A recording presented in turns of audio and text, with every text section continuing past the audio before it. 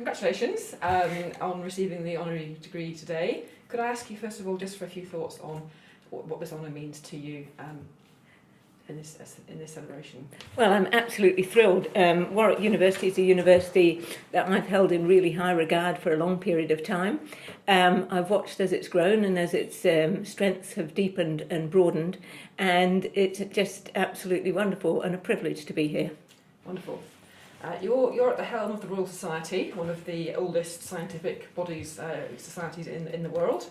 We're told at the moment that Britain's had enough of experts. What do you see the Royal Society's contribution in putting science and scientific views back into the public conversation? So I think we need to be careful about whether people really have had enough of experts or whether they've had enough of experts who think they know what's best for people. So if we separate it out that way, then I think the Royal Society has a really important job in looking at the facts and placing the facts in front of people who can make the decisions and so concentrating on the scientific method. I think it's really important that the Royal Society explains the scientific method to the public so they know its strengths and its weaknesses, and so that they and policymakers can decide for themselves what the facts say. In your own career, you've combined professional practice, teaching and research, and academic administration and committee work at university level. That's an awful lot of hats to wear. Do you think it's been a strength to you to have those three sort of fields of expertise?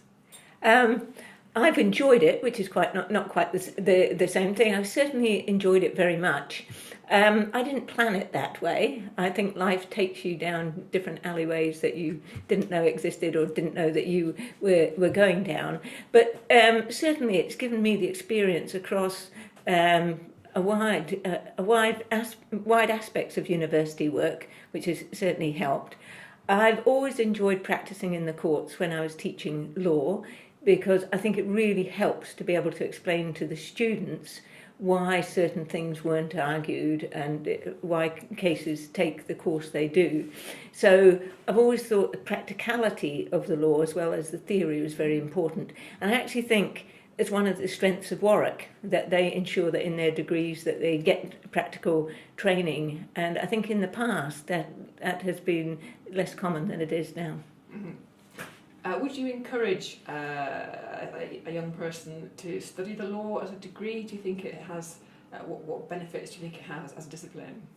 I would always encourage people to study law, but that's not to say I wouldn't encourage them to do other things too. I think today most degrees are a starting point for getting skills, and skills need to be transferable. And the law is a very interesting discipline, but lots of people who study law end up doing different things, just as lots of people who study chemistry end up being lawyers. So I think it's more the skills and the discipline of thinking through problems that is really important. But law isn't the only subject that can give you that.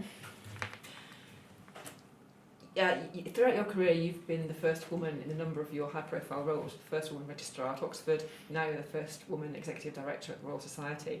Do you think it's important that we still have female role models in this way? I think it is important because I think it's trite but true. If you can't see it, you can't be it.